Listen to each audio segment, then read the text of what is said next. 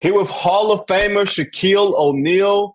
Shaq is joining us on behalf of Home Depot. He's going to talk to us a little bit about that later. But first off, Shaq, Joker and Giannis, they both have 2 MVPs, regular season MVPs, and 1 finals MVP, 1 championship.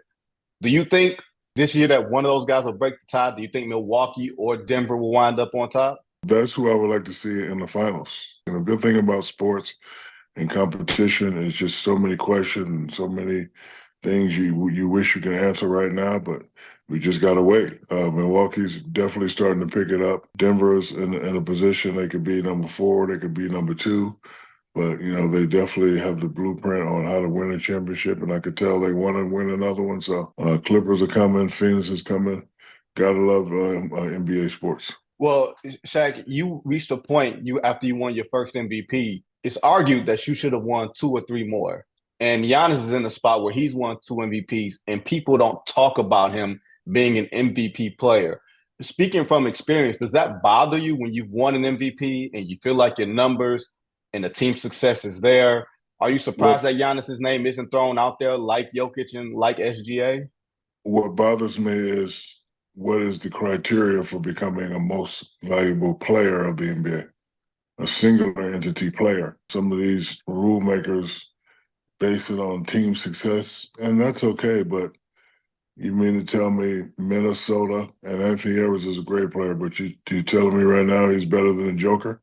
He's playing better than Luka just because their team has a better record. So I don't really know the criteria anymore of a most valuable player. Like when I was doing all my stuff in the league, how can a most valuable player be a guy that was just passing everybody else?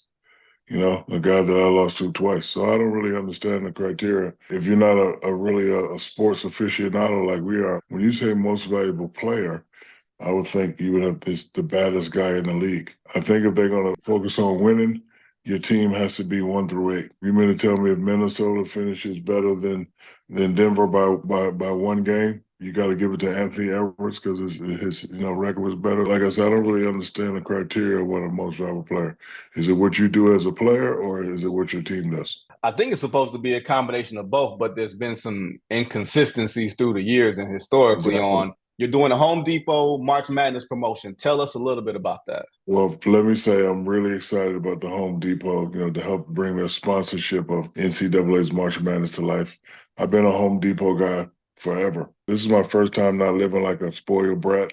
So I have a regular house amongst the people, but it was kind of an old fixer-upper 30-acre farm. So I was at Home Depot a lot, and it helped me with all my DIY projects. When I decided to partner up with them, I said, we got to make a campaign that's fun. So, we decided to pair basketball terminology with Home Depot terminology, things that make sense, like cleaning the glass, seating the bracket, things like that. And the series is called Tips from the Tool Shaq. So we made all the commercials cute. And, during the March Madness, when you're being excited for the game, there's a take you off for a second and get you out your worry spot and make you laugh. But it definitely makes sense. Shaq, you are the king of making promotions fun and funny. Really appreciate you joining us on behalf of Home All right. Depot today, man. Thanks again, Big. Thank you, brother.